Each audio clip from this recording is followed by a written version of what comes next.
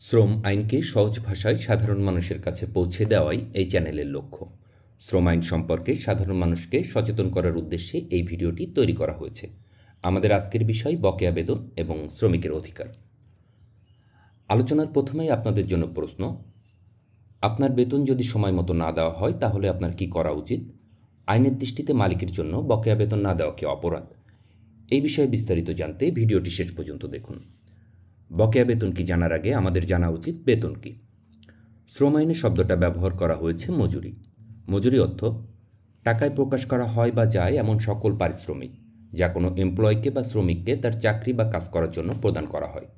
শ্রম আইনের সংজ্ঞা ২০৪৫ এবং ধারা ১২০-এ এ বিষয়ে বিস্তারিত বলা আছে। আপাতত মজুরি বা বেতন পরিশোধের দায়িত্ব কার, এটা এক নজরে দেখে নিন। কোনো মালিক কর্তৃক নিযুক্ত প্রত্যেক শ্রমিক বা কর্মচারীকে শ্রম আইনের নিয়ম অনুযায়ী মজুরি পরিশোধ করতে হবে এবং মজুরি পরিশোধের জন্য মালিক দায়ী থাকবেন। তবে এখানে কিছু শর্ত আছে।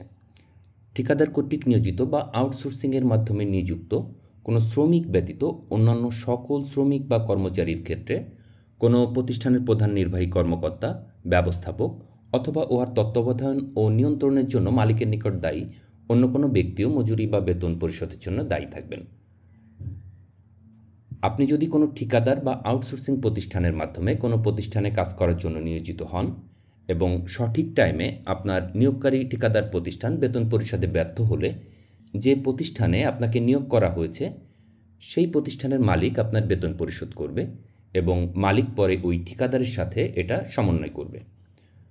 বকেয়া বেতন হলো শ্রমিকের কাজের বিনিময়ে মালিকের কাছে পাওনা অর্থ যা নির্ধারিত সময়ে প্রদান করা হয়নি।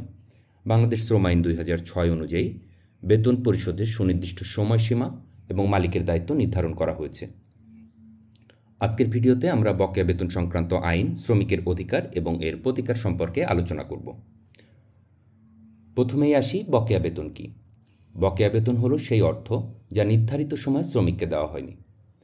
নির্ধারিত সময়ের মধ্যে বেতন প্রদান করা মালিকের জন্য বাধ্যতামূলক। মজুরি পরিশোধের জন্য দায়ী প্রত্যেক ব্যক্তি মজুরি পরিশোধ সম্পর্কে মজুরিকাল স্থির করবেন, অর্থাৎ এটা দৈনিক, সাপ্তাহিক, মাসিক নাকি পিস পার রেট হিসাবে প্রদান করবে, কিন্তু কোনো মজুরিকাল কোনোভাবেই ১ মাসের অধিক হবে না। মাসিক বেতনের ক্ষেত্রে মজুরিকাল শেষ হওয়ার পরবর্তী ৭ কার্য দিবসের মধ্যে পরিশোধ করতে হবে।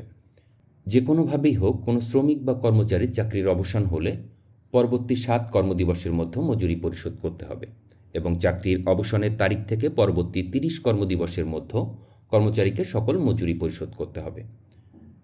সকল মজুরি ওয়ার্কিং ডেতে পরিশোধ করতে হবে, এটা আইনের বিধান।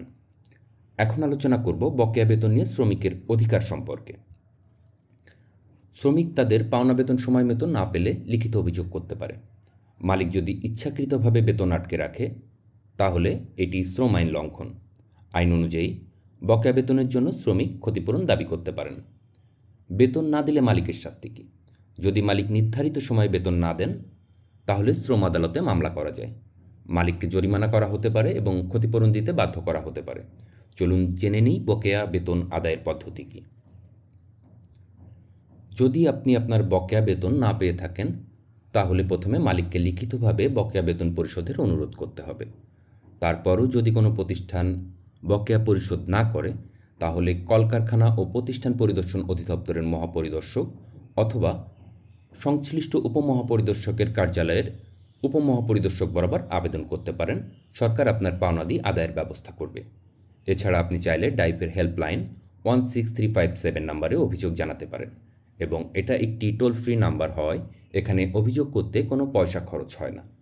আপনি চাইলে শ্রম আদালতেও সরাসরি মামলা করতে পারেন।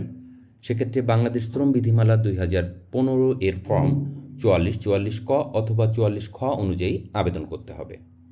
আপনাদের সাথে আর একটা তথ্য শেয়ার করি। শ্রম আদালতে মজুরি সংক্রান্ত মামলায় মূল প্রাপ্যের বাইরেও সাধারণ প্রতিষ্ঠান বা কারখানার জন্য সর্বোচ্চ ২৫% এবং নিম্নতম মজুরি ঘোষিত প্রতিষ্ঠান বা কারখানার ক্ষেত্রে সর্বোচ্চ ৫০% পর্যন্ত ক্ষতিপূরণ প্রদান করা হতে পারে। এখন আলোচনা করব মালিকের দায়িত্ব কী। শ্রমিকদের সময় মতো বেতন পরিশোধ করা, বেতন সংক্রান্ত রেকর্ড ফর্ম ৩৮ অনুযায়ী সংরক্ষণ করা, কাজ শেষে শ্রমিকের সকল পাওনা পরিশোধ করা। বকেয়া বেতন শ্রমিকের অধিকার লঙ্ঘনের শামিল।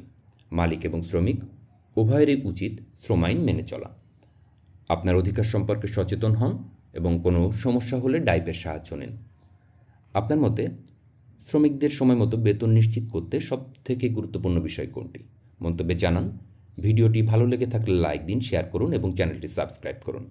এছাড়াও পরবর্তীতে কোন বিষয়ের উপরে ভিডিও পেতে চান আপনার পরামর্শ কমেন্টে লিখুন। এতক্ষণ সাথে থাকার জন্য ধন্যবাদ।